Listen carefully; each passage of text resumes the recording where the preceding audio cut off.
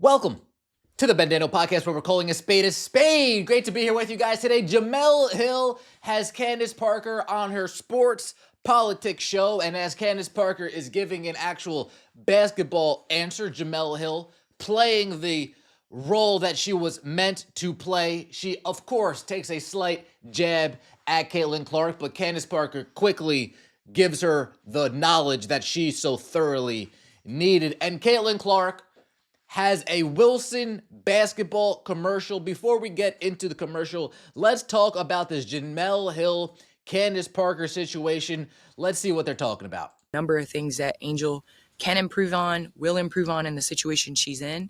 And I think Caitlin Clark has done that even in her first year in terms of, you know, being able to be that floor general. Her and Aaliyah Boston's connection has really improved. And I think the thing about Caitlin, yes, she can shoot from the logo, but she makes her team better.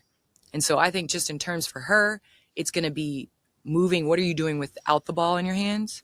And I think it's going to be taking care of the ball for her, those two things. Yeah, because she, I always thought her, as much as she was known for the logo threes and all that, it's her passing with how she can 100% control the game. Just freakish floor vision. I know she had that 10 turnover game. Yeah.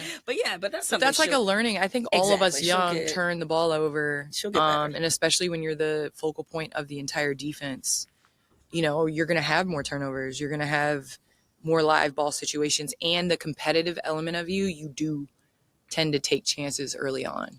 Now, Jemele Hill did talk about Angel Reese in this video as well, but the slight digs weren't towards Angel Reese. The slight digs, Caitlin Clark didn't have her 10 turnover game. That was specifically reserved for Caitlin Clark. And let me just give Jemele Hill some information here. Let's talk about Season 2 10 turnover game, shall we? We got LeBron James on the screen. LeBron James, Season 2. How many 10 turnover games does LeBron James have? Did he have a 10 turnover game in Season 2? And the answer to that question is yes, he did. Far right column of your screen, game number 66, LeBron James with a 10 turnover game. Moving on, Magic Johnson, Irvin Magic Johnson. Did Magic Johnson have any 10 turnover games in his Season 2? Well, let's take a look here. We scroll on down, Wow. Magic Johnson, 6th game into his second season, has an 11 turnover game. Does that get brought up? Does that get talked about? Did that get spoken? No, because Jemele Hill, fortunately, wasn't covering sports then. And Jason Kidd, my favorite, Jason Kidd, no 10 turnover games in year 2, but he had quite a few 7 turnover games, 8 turnover games, 9 turnover games. If you're a great point guard and you're trying to force the issue occasionally, if you're a great point guard and you see pockets that most other players don't see, you see opportunities that most others don't see, yes, you're going to have a high turnover number from time to time. That doesn't take away from their greatness. In fact, it adds to their greatness because they're seeing things that most people don't see. It is what it is. Jemele Hill, she plays the whole Caitlin Clark white girl card. So, like I told you, she had to stay on brand having Candace Parker on her show. But salute to Candace Parker for staying very serious, straight face, as Jemele Hill is trying to make a joke out of it. Candace Parker sidesteps that and says, well, that speaks to her greatness. As a young player, they're going to try to find those opportunities. They're going to try to force the issue from time to time, especially when you're the focal point on the other team's scouting report. Candace Parker, I appreciate you for keeping it real. Not only did they talk about Caitlin Clark in this episode, but they talked a little bit about Angel Reese. More specifically, they talked about Tyler Marsh. And Tyler Marsh, he's been in the fire lately. Tyler Marsh has been under the microscope lately, and Candace Parker gives him a cosign that he most definitely needed at this point in the season.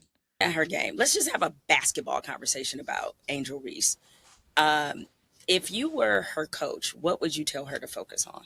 Well, for me, first and foremost, I think that she has the correct coach for her. Tyler Marsh is one of the best coaches I have ever played for. I would say you played for He was him. an assistant coach in Vegas. He's the most knowledgeable person. He's a great skill developer. I mean, he almost single-handedly turned Jackie Young's shot into what it is. And I say that I think she's in a great situation.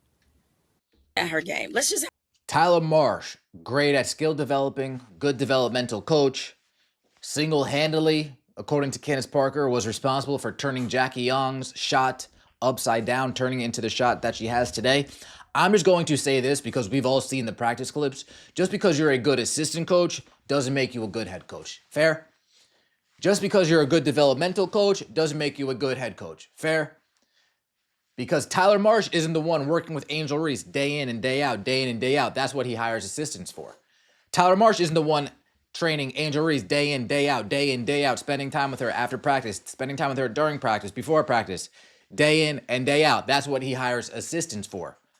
So just because you're a developmental coach doesn't necessarily mean you're going to transition into being a good head coach. Maybe he needs to talk to his assistant and say, this is what I would do. When I was developmental, this is how I would train with Candace. This is how I would train with Asia. This is how I would work with Jackie Young. This is how I would work with Chelsea Gray. Maybe that's something that Tyler Marsh needs to do if he hasn't had that conversation already. Maybe that's something that Tyler Marsh needs to do if he hasn't had that conversation already. But again, we could take this to the NFL. Just because you're a good cornerbacks coach doesn't mean you're going to be a good defensive coordinator. Just because you're a good wide receivers coach doesn't mean you're going to be a good offensive coordinator. Just because you're a good offensive coordinator isn't going to turn you into a good head coach. 1 + 1 doesn't always equal 2 in this circumstance. But Tyler Marsh, you got the cosign that you needed. Hopefully get some of those Chicago Sky stands off your back. And maybe you can progress forward with Angel Reese as a focal point on your team. Folks, we're going to go full screen for this. We usually don't, but let's take a look at this Caitlin Clark commercial, shall we? When you strip away the noise and the bright lights, it's just the game you loved as a kid. Chance of defense by the Clark fans. 6 on the shot clock. Clark, a deep 3. Feet on the hardwood, basketball in hand, guiding you, inspiring you, working on the player you dream to be. Because the ball will always bring you back to your favorite place.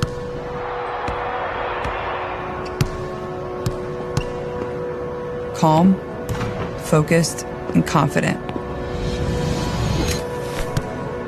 To the place all roads lead, the game of basketball.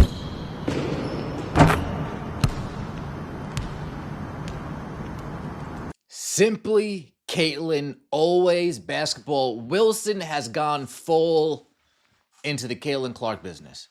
Unlike Nike and the fools over there, Wilson says, you know what, we're not going to wait. We're not going to drag our ass. We're not going to try to promote some other random star that the casuals have no idea about. We're going to put all of our marbles in this basket, all of our eggs in this basket, the Caitlin Clark basket.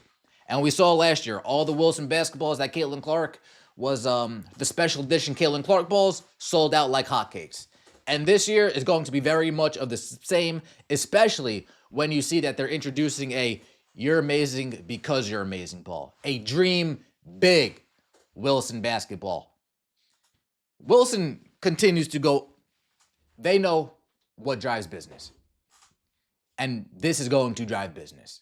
If only Nike would take heed. If only Nike would stop dragging their feet, get in the booth, take pen to paper, start getting creative. The fact that we haven't really seen any solo Nike commercials for Caitlin Clark is disgusting. We've seen solo State Farm Caitlin Clark commercials, solo Wilson commercials, but Nike continues to say, you know what, we're going to continue to play dumb over here. We're going to continue to push this star that people really don't care about. Let me know what you think in the comment section below. I appreciate all of the support. Don't forget to like the video if you enjoyed and subscribe to the channel. That would mean so much to me.